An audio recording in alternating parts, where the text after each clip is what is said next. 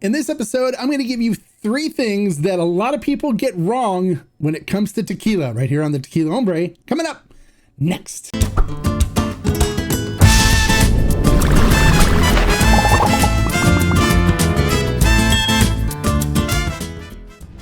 Hello and welcome to this episode of the Tequila Hombre, where today we're going to discuss 3 things that a lot of people get wrong when it comes to tequila. And so I've got 3 things that I hear all the time that people make statements about that are just flat out incorrect. So let's get that corrected for you so you have the correct information and know what you're talking about when you mention these things in the future. All right, let's go. Item number 1, 100% agave on the bottle. As you can see, when you look at a particular tequila expression and it says 100% agave, that does not mean that this bottle only has 100% agave ingredients in it. That is not what it is referenced to. So the use of additives does not change the 100% agave and will not change the 100% agave. People think because there's additives in there that they're being deceived because it says 100% agave on the bottle.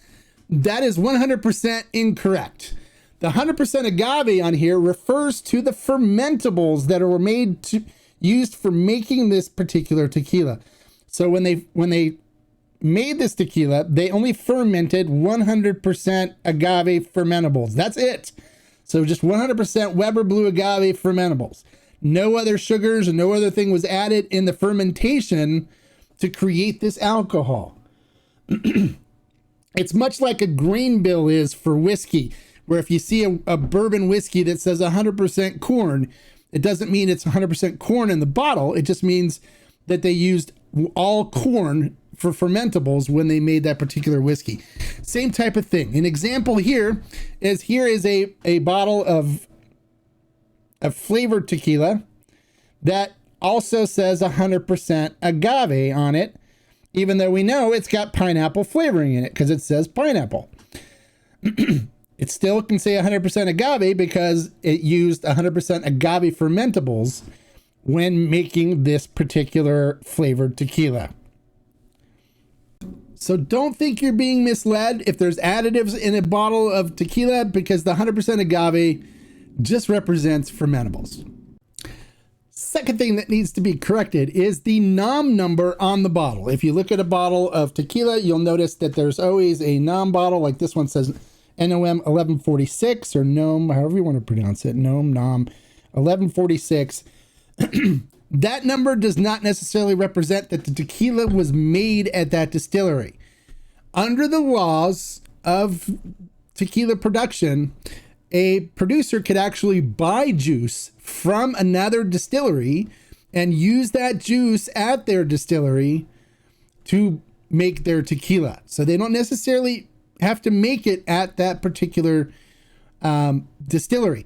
One other instance too is, for example, if you look at the Azuñia and the different noms that Azuñia was with, in one instance, the actual juice was made at the same distillery it's always been made at, but they had to send it to another distillery to be bottled because their bottling plant was already full, working on the Cabo Wabo brand.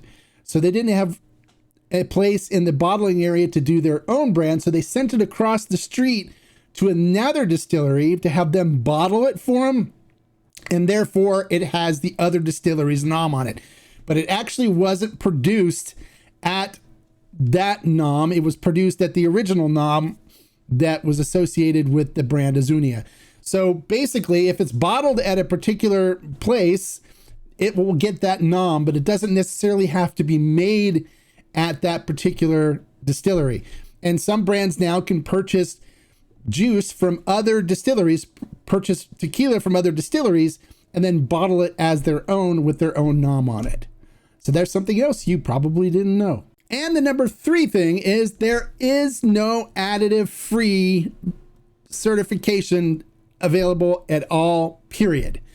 And just because something is on someone's list as being additive free, it doesn't mean that it's 100% proven that it is indeed additive free, as some additives are not detectable. They're undetectable and therefore you cannot know whether somebody put additives in or not. The best way to judge is by the flavor and whether you like it or not.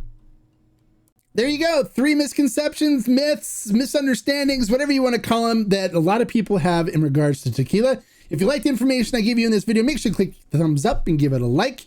If you're new to the channel and you like informational videos like this, as well as updated reviews and new reviews on new tequilas coming out, so you have a better idea of what out there you should look for when going to the store, make sure you click the subscribe button right there and the notification bell next to it.